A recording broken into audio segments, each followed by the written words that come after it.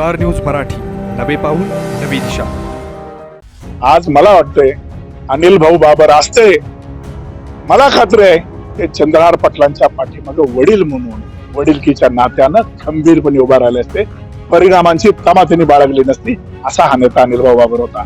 त्यांचं वाक्य मला आठवतंय, त्यांनी एका भाषणात सांगितलं होतं की मला चंद्रहारला खासदार म्हणून पाहायचं. आणि मला खात्री आहे, मला भाऊ कुठल्या पक्षात गेले काय गेले हा भाग वेगळा आहे, तो राजकारणाचा भाग आहे. परंतु राजकारणातला तत्वनिष्ठ माणूस आणि विकास महापुरुष म्हणून त्यांचं नाव घ्यावं ते अनिल भाऊ बाबर आहेत. भाजप म्हणतं 81-19चा फॉर्म्युला आम्ही आणला, आम्ही एवढा विकास केला, आम्ही टेंबूसाठी एवढं आणलं, आम्ही तेवढं आणलं. ही सर्व भूमिका माननीय अनिल भाऊंची होती. मी त्याचा साक्षीदार आहे. 7-8 वर्ष सावलीसारखं त्यांचं आणि माझं नातं होतं.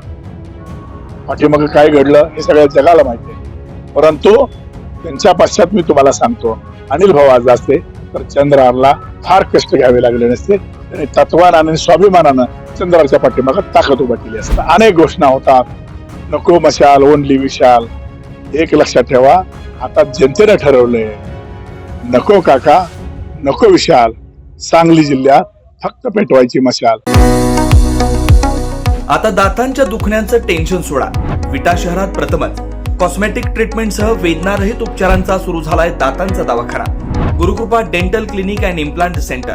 Doctor Omkar Vilas Chavan, dental surgeon, fellowship in cosmetic and general dentistry. आमचा पत्ता Gurukrupa multi speciality dental clinic, hotel Mahadev समोर, कराड रोड, विटा. आपल्यासोबत शिवसेनेचे सांगली जिल्हा प्रमुख संजय बापू विभूते आहेत. खर तर सांगली लोकसभेमध्ये बंड झालेला आहे. महाविकास आघाडीकडून विशाल पाटील यांनी बंड केलेला आहे आणि या बंडामागची नेमकी कारण काय आहे, ते बंड कशामुळे झालं याची सविस्तर माहिती देण्यासाठी आपल्यासोबत संजय विभूते आहेत. कारण ते पूर्वीपासून या ठिकाणी या राजकीय परिस्थितीवर लक्ष ठेवून होते. बापू, काय नेमकं सांगाल? आता सांगली जिल्ह्यात बंड झालंय, तुम्ही थंड पडलाय का? बघा, सातत्यानं गेली महिना झालं सांगली जिल्ह्याच्या उमेदवाराच्या बाबतीमध्ये अनेक संभ्रम निर्माण झाले. आपण पाहिलं असेल, अनपेक्षितपणे ही जागा शिवसेनेला मिळाली. त्यामागची कारण काय? हा वसंतदादांचा बालेकिल्ला आहे. काँग्रेस पूर्वीपासून या ठिकाणी लढते, अनेक वेळा काँग्रेसचा खासदार झाला. हे जरी सत्य असलं तरी या पाठीमागची कारणं आपण शोधली पाहिजेत. ज्या वेळेला आपण एखाद्या पक्षाला नावं ठेवण्याचा प्रयत्न करतो त्यावेळेला राज्यातली एकूण परिस्थिती सुद्धा लक्षात घेतली पाहिजे. एक लक्षात घ्या, शिवसेना, काँग्रेस आणि राष्ट्रवादी ही पहिल्यांदाच महाविकास आघाडी म्हणून एकत्र येते. 2019ला हा प्रयोग झाला. एकमेकाच्या विरोधामध्ये लढलेले पक्ष एकमेकाबरोबर आले. विचारानं वेगळे, मनानं वेगळे, स्वभावानं वेगळे असे पक्ष ज्या वेळेला महाराष्ट्राच्या विकासासाठी एकत्र येतात त्यावेळेला साहजिकच आहे की तिथून पुढे लढल्या जाणाऱ्या निवडणुकीमध्ये काय जागेच्या अदलाबदल होतात, काय फेरबदल होतात. आणि अशा वेळेला पश्चिम महाराष्ट्रामध्ये शिवसेनेचे 2 खासदार हातकणंगले आणि कोल्हापूर हे स्टँडिंग खासदार त्या ठिकाणी होते. आम्ही सातारामध्ये लढलो होतो, 4.5 लाख मतं घेतली होती. परंतु आता सातारचा खासदार राष्ट्रवादीचा खासदार आहे, स्टँडिंग त्यांची सीट आहे. आणि म्हणून कोल्हापूरच्या जागेचा ज्या वेळेला विचार चालू होता त्यावेळेला हातकणंगलेची जागा सुद्धा राष्ट्रवादी स्वाभिमानी शेतकरी संघटनेचे नेते आदरणीय राजू शेट्टींना आपल्या बरोबर घेऊन त्यांना पाठिंबा देणं किंवा महाविकास आघाडीत घेऊन त्यांच्या पक्षाला ती जागा सोडणं अशा पद्धतीच्या चर्चा चालू होत्या. आणि त्यावेळेला मग नेतृत्वानं असा विचार केला की जर शाहू महाराजांनी हातावर लढायचं ठरवलं, काँग्रेसमध्ये लढायचं ठरवलं तर पश्चिम महाराष्ट्रामध्ये शिवसेनेला एकही जागा मिळत नाही, शिवसेना मोकळी राहते. आणि मग अशा वेळेला त्यांच्या पुढं काही सर्वे आले आणि त्या सर्वेमध्ये चंद्रहार पाटलांचं नाव सांगली जिल्ह्याच्या बाबतीमध्ये त्या सर्वेमध्ये होतं. किती नंबरला होतं हे मी नाही सांगणार, परंतु त्यावेळेला आमच्या पक्ष नेतृत्वानं त्यांची माहिती घेतली. कदाचित निवडणुकीपुरतं हे डोळ्यापुढे न ठेवता भविष्यामध्ये चंद्रहारची पक्षाला काय मदत होईल, भविष्यामध्ये सांगली जिल्ह्याच्या बाबतीमध्ये संघटन उभं करण्यामध्ये शिवसेना नेतृत्वानं कदाचित या पाठीमागे दुर्लक्ष केलं असेल. जर यावेळेला लोकसभा म्हणून महाविकास आघाडी म्हणून जर जागा ही शिवसेनेला घेतली तर नक्कीच सांगली जिल्ह्यामध्ये शिवसेनेचं संघटन उभा राहील आणि त्याचा फायदा संघटनेला होईल. याचा अर्थ असा नाही की समजा लोकसभेला पैलवान निवडून आला तर आम्ही काही जिल्ह्यातल्या आमदारकीच्या जागेवर आमचा अधिकार सांगू, कारण इथं चिन्ह आमचं आहे, ते चिन्ह घरोघरी जाणार आहे, प्रत्येक मतदारसंघात जाणार आहे. याचा अर्थ असा नाही की ही सगळी मतं आमचीच आहेत, ही मतं काँग्रेसची आहेत, ही मतं राष्ट्रवादीची आहेत, ही सगळ्या महाविकास आघाडीची मतं आहेत. आणि म्हणून काही नेत्यांनी कदाचित गैरसमज करून घेतला की इथं जर शिवसेनेला ताकद दिली, इथं जर शिवसेना निवडून आली तर या ठिकाणी परत आम्हाला कायमस्वरूपी शिवसेना आमच्या उरावर बसेल, असा काही लोकांचा गैरसमज झाला. आणि अशा गैरसमजातून मग दादा घराणं, मग घराण्याला संपवलं जाते, विचारधारा संपवली जाते. मला सांगा, वसंतदादांचं महत्व हे फक्त सांगली जिल्ह्यापुरतं नाही, ते पूर्ण देशाला माहिती आहे. शिवसेनेला त्याचा अभिमान आहे, स्वाभिमान आहे. परंतु मला वाटतं दादांच्या पुण्यावर मतं मागण्यापेक्षा स्वकर्तृत्वावर मतं मागणं अधिक चांगलं. सहानुभूतीची लाट तुम्ही तयार करताय, पाहताय तुम्ही आता गेल्या आठवड्याभरामध्ये. मला वाटतं एखाद्या पक्षाला बदनाम करून तुम्ही सहानुभूतीची लाट तात्पुरती निर्माण करू शकता, परंतु प्रत्यक्षात तुम्हाला जर मतदारसंघामध्ये जायचं असेल तर तुमचं कर्तृत्व तुम्हाला सांगितलं पाहिजे ना लोकांना. तुम्ही 5 वर्षामध्ये ज्यावेळेला गेल्या निवडणुकीमध्ये विशाल पाटील पडले, त्यानंतर 5 वर्षामध्ये लोकांशी तुमची किती नाळ जोडली, लोकांशी तुम्ही किती समस्या सोडवल्या, लोकांच्या अडीअडचणीला किती उभं राहिला, प्रत्येक तालुक्याचा जनसंपर्क तुमचा किती राहिला. ठीक आहे, आजही काँग्रेसला मानणारा एक मोठा वर्ग आहे, आजही वसंतदादाला मानणारा एक मोठा वर्ग आहे. परंतु महाविकास आघाडी ज्या वेळेला होते त्यावेळेला आपण तिन्ही पक्षांनी मिळून ही जागा कोणाला सुटली याच्यापेक्षा आपल्या महाविकास आघाडीतल्या गटा पक्षाला सुटल्या, त्याच्या पाठीमागं ताकद उभा करणं हा तर आघाडीचा नियमच आहे ना. त्यामुळं मला वाटतंय उमेदवारीबद्दलचे समज, गैरसमज, संभ्रम सांगली जिल्ह्यामध्ये पसरवले जात होते. ताकद कुणाची किती आहे, कुणाची किती आहे. मग का आटीच्या आटी आमदार काँग्रेसचे नाहीत? मग गेल्या वेळेचा खासदार का काँग्रेसचा नाही?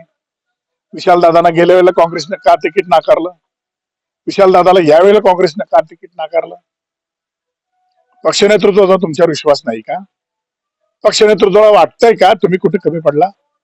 पक्ष नेतृत्वाला वाटतंय का तुमचा संपर्कच नाही? तुम्ही स्वतः सुद्धा आत्मचिंतन करणं गरजेचं आहे. आम्ही कुठे कमी पडलो?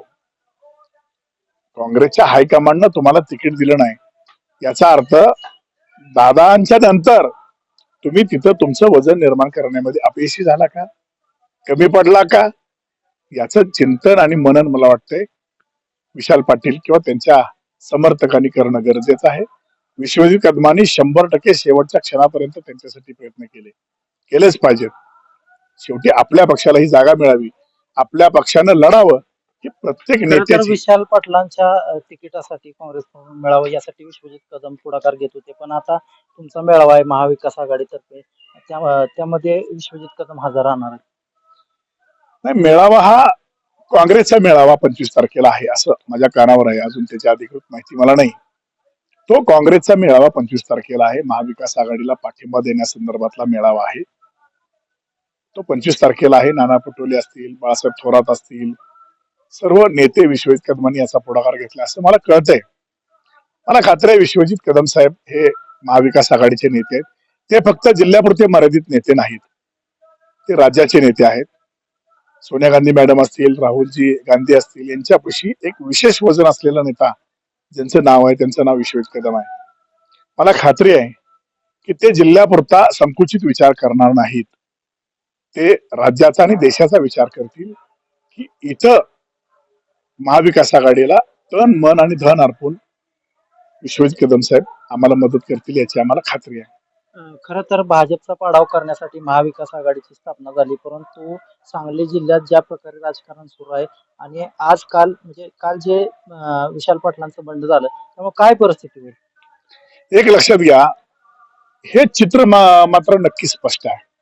शेतकऱ्याच्या मुलानं राजकारणामध्ये यायचं का नाही यायचं, सर्वसामान्य तरुणानं राजकारणात यायचं का नाही यायचं, अनेक वेळा त्याला प्रश्न विचारले जातात. चंद्राच्या पाठीमागे कार्यकर्त्यांची संख्या किती, चंद्राच्या पाठीमागे कारखाना आहे का, सुतगिरणी आहे का, बँका आहेत का, हे सगळं असणाऱ्यानेच निवडणुका लढवायच्या का?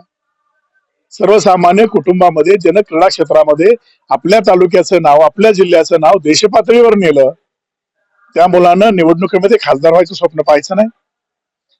ज्या मातीसाठी तो लढला, त्याच मातीसाठी शेतकऱ्यांना न्याय मिळवून देण्यासाठी, त्या शेतकऱ्याला, मातीतल्या शेतकऱ्याला न्याय मिळवून देण्यासाठी त्यानं खासदारकीचं स्वप्न पाहायचं की नाही पाहायचं.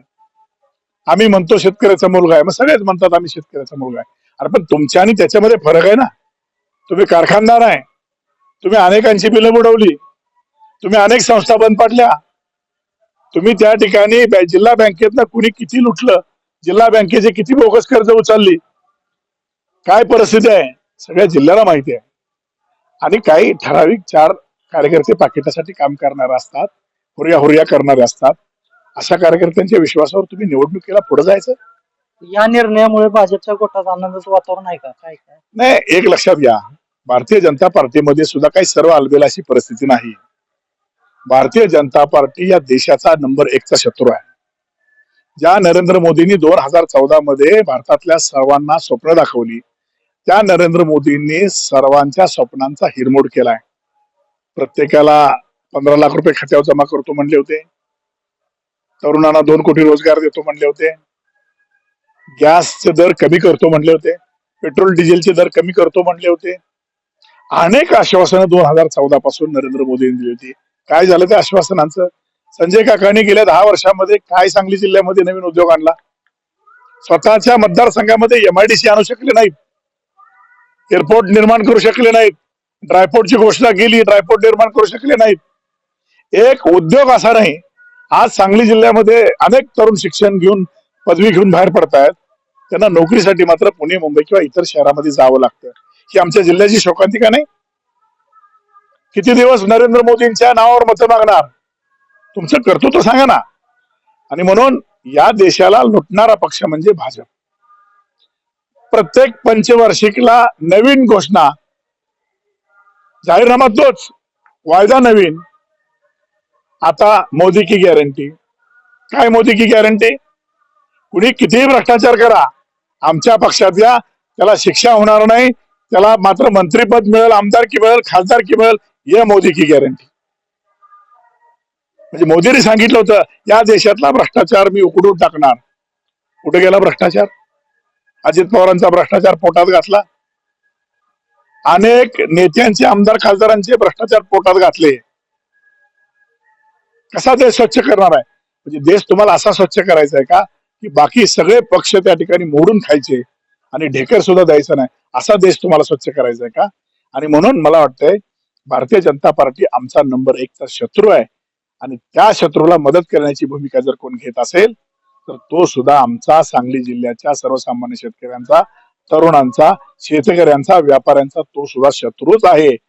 आणि म्हणून मला या बंड्या पाठीमागं थोडासा वास येतोय की या बंडाच्या पाठीमागं नेमकं कोण आहे. का विशालदादा म्हणले नाहीत, असू दे, चंद्रा शेतकऱ्याचा मुलगा आहे, क्रीडा क्षेत्रात नाव केलेलं आहे, चला एक संधी देऊन त्याला खासदारकीची बघूया, 5 वर्ष किती काम करतोय पाहू, नंतर आपण ठरवू. का तुम्ही भूमिका घेतली नाही? का तुम्ही घेतली नाही? हे बघा, कुणी सांगायची काही गरज नाही. तुम्ही सांगताय आमची नोरा कुस्ती आहे. अरे नोरा कुस्ती तुम्ही खेळताय, तुम्ही बीटे म्हणून भाजपचं काम करताय. तुम्ही नोरा कुस्ती आम्हाला म्हणता. अरे आम्ही तर महाविकास आघाडीचे अधिकृत उमेदवार आहोत. तुम्हाला भूमिका पटत नव्हती, तुम्ही वरिष्ठ पातळीवर लढलाच शेवटपर्यंत. मग आमचं जर मॅनेजमेंट होतं तर मग वरिष्ठांनी तुम्हाला का तिकीट दिलं नाही? याचं सुद्धा आत्मचिंतन विशालदादांनी करायला पाहिजे होतं. मला खात्री होती शेवटपर्यंत ते मागं घेतील, परंतु कदाचित एक लक्षात घ्या, सगळ्याच निवडणुका ताकदीनं, पैशानं आणि कुणाचा कोण नातो आहे, कुणाचा कोण नेता आहे म्हणून होत नसतात. सर्वसामान्य जनतेनं जर ठरवलं तर चंद्रार सारखा नौखा पैलवान सुद्धा या ठिकाणी लोकसभेची मैदान मारू शकतो, हे बी तितकं सत्य आहे. खरं तर ही परिस्थिती असली तरी खानापूर मतदारसंघातील 2 युवा आहेत, त्यांनी नुकतीच काही दिवसापूर्वी आपली भूमिका जाहीर केली. संजय काकांच्या पाठीमागे त्यांनी आपला पाठिंबा दिला आणि हा पाठिंबा दिल्यानंतर काँग्रेसच्या काही नेत्यांनी टीका केली की आपला स्वाभिमान त्यांनी घाण ठेवला. ज्यांच्यावर दमाची भाषा ज्या खासदारांनी केली त्यांच्या पाठीमागे ते उभं राहतात. मग तुम्ही तुमचा स्वाभिमान घाण ठेवला, काय वाटतं? हे बघा, ह्या जिल्ह्यामध्ये नेहमी स्वार्थी राजकारण राहिलेलं आहे. कुणी असू दे, जो तो प्रत्येकाचा स्वार्थ बघून राजकारण करत असतो. पक्ष आणि निष्ठा पाहून कुणीच राजकारण करत नाही. तत्कालीन आमदार अनिल भाऊ बाबरांना किती संजय काकांनी त्रास दिला हे मी सांगायची गरज नाही, ते जग जाहीर आहे. भयांच्यावर ही काय वेळ आली, कदाचित ते राजकारणात आता नवीन आहेत. अनिल भाऊंच्या पश्चात त्या ठिकाणी त्यांना त्यांचं नेतृत्व उभा करायचं आहे. प्रेशर असू शकतं पक्षाचं, कदाचित इतर भारतीय जनता पार्टीचे नेते या मतदारसंघात आहेत, त्यांचं प्रेशर असू शकतं की उद्या जर तुम्ही आम्हाला नाही मदत केली तर आम्ही तुम्हाला आमदारकीला तिकीट सुद्धा मिळू देणार नाही. प्रेशर असू शकतं. वैभवदादांची भूमिका तीच आहे, मला लढलंच पाहिजे नाहीतर माझं अस्तित्व संपेल. प्रत्येक जण स्वतःच्या स्वार्थासाठी लढतोय. जनतेचं काय? ज्या जनतेनं हाल अपेष्टा सहन केल्या, जी जनता होरपळते आहे, जी जनता आज विकासाच्या नावानं ज्या भूल थापा दिल्या जात आहेत त्या विकासाकडे डोळे लावून पाहते आहे, त्या जनतेचं काय? सर्वसामान्य कार्यकर्ता, अरे तुम्ही तुमची ऍडजस्टमेंट कुठेही करता, कुठल्याही पक्षाबरोबर कुठल्याही नेत्याबरोबर करता, पण जो कार्यकर्ता एकनिष्ठ म्हणून तुमच्या बरोबर राहिला, जो कार्यकर्ता तुमच्याबद्दल आजही जीव देण्याची भाषा करतो, त्या कार्यकर्त्याची निष्ठा कुठे गेली? त्या कार्यकर्त्यानं कोणाकडे पाहायचं? तुम्ही सांगितलं त्याला मारा की मारायचं, तुम्ही सांगितलं की त्याची गाळापेट घ्यायची, तुम्ही सांगाल त्याला बघायचं. त्याला काही स्वाभिमान नाही? कार्यकर्त्याला काही स्वाभिमान उरला नाही का? आज मला वाटतंय अनिल भाऊ बाबर असते, मला खात्री आहे ते चंद्रहार पाटलांच्या पाठीमागे वडील म्हणून वडिलकीच्या नात्यानं खंबीरपणे उभा राहिले असते. परिणामांची तमा त्यांनी बाळगली नसती. असा हा नेता अनिल भाऊ बाबर होता. मला खात्री आहे अनिल भाऊ असते तर चंद्रहार पाटलांना वडिलकीच्या नात्यानं पक्ष गट तट सगळं बाजूला ठेवून ताकद त्यांनी निर्माण केली असते आणि त्याच्या पाठीमागे ताकद उभा केली असती. त्यांचं वाक्य मला आठवतंय, त्यांनी एका भाषणात सांगितलं होतं की मला चंद्रहारला खासदार म्हणून पाहायचं आहे. आणि मला खात्री आहे, मला भाऊ कुठल्या पक्षात गेले काय गेले हा भाग वेगळा आहे, तो राजकारणाचा भाग आहे, परंतु राजकारणातला तत्वनिष्ठ माणूस आणि विकास महापुरुष म्हणून ज्यांचं नाव घ्यावं ते अनिल भाऊ बाबर आहेत. भाजप म्हणतं 81-19चा फॉर्म्युला आम्ही आणला, आम्ही एवढा विकास केला, आम्ही टेंबूसाठी एवढं आणलं, आम्ही तेवढं आणलं. ही सर्व भूमिका माननीय अनिल भाऊंची होती. मी त्याचा साक्षीदार आहे. 7-8 वर्ष सावलीसारखं त्यांचं आणि माझं नातं होतं. पाठीमागं काय घडलं हे सगळ्या जगाला माहिती आहे, परंतु त्यांच्या पश्चात मी तुम्हाला सांगतो, अनिल भाऊ आज असते तर चंद्रहारला फार कष्ट घ्यावे लागले नसते. त्यांनी तत्वानं आणि स्वाभिमानानं चंद्रहारच्या पाठीमागं ताकद उभा केली असते. सध्या जी परिस्थिती झालेली आहे, मग तुम्ही लोकांना काय आवाहन करा? मी सांगली जिल्ह्यातल्या तमाम शेतकऱ्यांना, तरुणांना, सर्वसामान्य नागरिकांना एकच आवाहन करतो. अनेक वर्ष आपण आमदार, खासदार, मुख्यमंत्र्यांचा मुलगा, मंत्र्यांचा मुलगा, त्याचा भाऊ, त्याची बायको असे उमेदवार पाहिलेले आहेत. आज सांगली जिल्ह्याच्या इतिहासामध्ये पहिल्यांदा सर्वसामान्य तरुणाला उमेदवार म्हणून आपण या ठिकाणी पाहतोय. माझं सांगली जिल्ह्यातल्या सर्व मतदारांना आव्हान आहे, त्याच्याजवळ किती पैसा आहे, गाडी, घोड, ताकद, प्रचार यंत्रणा त्याच्याजवळ किती आहे, याच्यापेक्षा तो आपल्या जिल्ह्यासाठी काय करू शकतो, त्याचे विजन काय आहे? त्याचं विजन आहे क्रीडा क्षेत्राला न्याय देणं. प्रत्येक तालुक्यामध्ये तरुण वर्गाला क्रीडा क्षेत्रामध्ये नाविन्यपूर्ण कामगिरी करण्यासाठी क्रीडा संकुल उभा करणं. या सांगली जिल्ह्यामध्ये अनेक योजना ज्या अपूर्ण आहेत त्या योजना पूर्णत्वाकडे नेऊन ज्या पद्धतीने अनिल भाऊ बाबर यांनी ठरवलं होतं की प्रत्येकाच्या बांधापर्यंत, शेतापर्यंत मी जर पाणी नेलं तर त्या चेहऱ्यावरचं समाधान मला पाहायचं आहे. ही भूमिका चंद्रहार पाटलांची आहे की सांगली जिल्ह्यातल्या प्रत्येक शेतापर्यंत त्यांना पाणी न्यायचं आहे. त्यासाठी मला दिल्ली दरबारी जाऊन मला संसदेत आवाज उठवायचा आहे. मला या सांगली जिल्ह्यामध्ये स्वतःचं हक्काचं विमानतळ या ठिकाणी आपल्या सांगली जिल्ह्याचं पाहिजे, जिथं आपलं विमान त्या ठिकाणी लँडिंग झालं पाहिजे, जिथून आपल्या शेतकऱ्याचा चांगला माल हा निर्यात करता आला पाहिजे. मला या ठिकाणी IT हब बनवायचा आहे, ज्याच्या माध्यमातून इथं अनेक हजारो तरुणांना इथं नोकऱ्या लागतील. इथला शिकलेला तरुण इथंच नोकरीला लागेल. मग हे स्वप्न पूर्ण करण्यासाठी आपण कोण कोणाचा तरी नातो आहे, कोण भावनिक आवाहन करतो, कोण त्या ठिकाणी मोदींच्या नावानं मतं मागतो, कोण सांगतो की 400 पार जाएंगे. ह्या सगळ्याला भुलून आपण मतदान करायचं का शेतकऱ्याचा पोरगा, एक क्रीडापटू ज्यानं या ठिकाणी आपल्याला आपल्या सांगली जिल्ह्याचं नाव, आपल्या तालुक्याचं नाव डबल महाराष्ट्र केसरी गदा मिळवून 35 वर्षानंतर नावलौकिक मिळवलं जगभर, अशा पैलवानाला आपण निवडून द्यायचं हे जनतेनं ठरवावं. आणि मला खात्री आहे की ही जनता चंद्रहार पाटलांना मोठ्या मताधिक्याने विजय करेल. मशाल पहिल्यांदाच लोकांसमोर जाते. आता अनेक घोषणा होतात, नको मशाल ओनली विशाल. एक लक्षात ठेवा, आता जनतेने ठरवलंय, नको काका नको विशाल. सांगली जिल्ह्यात फक्त पेटवायची मशाल. मला खात्री आहे मशालच सांगली जिल्ह्यात यावेळी पेटणार. सर्वसामान्य शेतकरी, सर्वसामान्य जनता ही त्या ठिकाणी आमच्या मशालीला, आमच्या चंद्राला निवडून देणार याची मला खात्री आहे. सध्याच्या या परिस्थितीमुळे काँग्रेस राष्ट्रवादीचे कार्यकर्ते, नेते एकीकडे असले, कार्यकर्ते एकीकडे, पण लोकांची संभ्रमावस्था आहे. मग काय? हे बघा, काँग्रेस राष्ट्रवादी शिवसेना ही महाविकास आघाडी आहे. आणि माझे अनेक मित्र सांगली जिल्ह्यातले राष्ट्रवादीमध्ये आहेत, काँग्रेसमध्ये आहेत. मला खरं तर आश्चर्य वाटतं, काय काय कार्यकर्ते मला म्हणतात अजून जसा पाहिजे तसा निरोप मला वर्ण आला नाही. अजून नेत्याने कणखर भूमिका घेतलेली दिसत नाही. अजून चाकोरीतला निरोप आम्हाला आला नाही. आता ह्या व्याख्या माझ्यासाठी नवीन आहेत. आम्ही आदेशावर काम करणारे कार्यकर्ते आहोत. मातोश्रीवरून एकदा आदेश सुटला, तुम्हाला आठवत असेल, अरुणांना लाड पदवीधरला उभा राहिले होते. आमच्या शिवसैनिकांनी घरची भाकरी बांधून ताकदीने त्यांचा प्रचार केला आणि त्यांना त्या ठिकाणी निवडून आणलं. काही काही वेळेला मला हसू येतं काही नेत्यांचं, की आम्हाला अजून चाकोरीतला निरोप आला नाही, आम्हाला अजून त्या ठिकाणी पाहिजे तेवढं प्रेशर करून आमच्या नेत्यांनी सांगितलं नाही.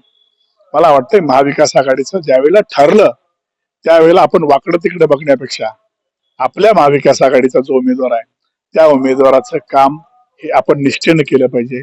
आणि माझं नेत्यांना सुद्धा आव्हान राहील, मी विनंती केलेली आहे, करणार आहे, की आपण आपल्या पदाधिकाऱ्यांना, आपल्या कार्यकर्त्यांना नेमकं चाकोरीत कसं आव्हान करायचं, नेमकं दणकून कसं आव्हान करायचं ते आपण आव्हान करा.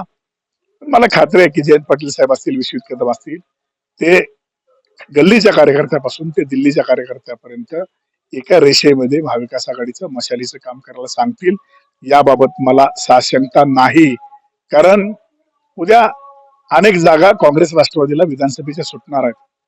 त्यावेळेला आम्हाला सुद्धा त्यांचं ताकदीनं काम करायचं आहे महाविकास आघाडी म्हणून, त्यांना सुद्धा निवडून आणायचं. आपला शत्रू भाजप आहे, त्यामुळं आमचं आतलं बाहेरलं काय नसते, आमचं चाकोरीतच काम असते. त्यांच्या काँग्रेस राष्ट्रवादीच्या कार्यकर्त्यांनी बोलथापाला बळी न पडता आता आपल्या महाविकास आघाडीचं काम चाकोरीत केलं पाहिजे, ही माझी त्यांच्याकडून माफक अपेक्षा आहे. खरं तर तुमचा भाजप हा शत्रू असला तरी तुमचे मित्र शंकर नाना मोहिते हे देखील भाजपमध्ये आहेत आणि ते या ठिकाणी दावा करतात की काका 2 ते 2.5 लाख मतांनी निवडून येतील आणि चंद्रहारची पिछाडी होईल. एक लक्षात ठेवा, मैत्री मैत्रीच्या ठिकाणी, राजकारण राजकारणाच्या ठिकाणी स्वप्न बघणं वाईट नाही, स्वप्न त्यांनी जरूर पाहावं. पण 100% या वेळेला सांगली जिल्ह्यामध्ये भाजपचा खासदार नसेल आणि देशामध्ये सुद्धा नरेंद्र मोदींचं सरकार नसेल, ही आमची गॅरंटी आहे. या वेळेला तिथला खासदार हा चंद्रहार पाटीलच असेल, ही जनतेची गॅरंटी आहे, ही आमची गॅरंटी आहे. त्यामुळे माझे कोण मित्र काय म्हणतात, किती लाखानं निवडून येतात, ही जनता ठरवेल ना. तुम्ही जनतेला गृहीत धरून राजकारण करू नका. जनतानं या वेळेला ठरवलंय की ह्या वेळेला मोदीला मत, कमळाला मत म्हणजे आपल्या बरबाजीला मत, हे जनतेनं आता ठरवलेलं आहे. त्यामुळे या वेळेला नो काका नो मोदी, ओनली चंद्रहार. या ठिकाणी तुम्ही पाहिलं की हे होते शिवसेनेचे जिल्हा प्रमुख, यांनी सध्याच्या राजकारणावर आपली मतं या ठिकाणी व्यक्त केलेली आहेत. कॅमेरामन आकाश सोबत मी चंद्रकांत जाधव, स्टार न्यूज मराठी, विटा. आपल्या परिसरातील लेटेस्ट बातम्या पाहण्यासाठी स्टार न्यूज मराठी यूट्यूब चॅनलला आत्ताच सबस्क्राईब करा.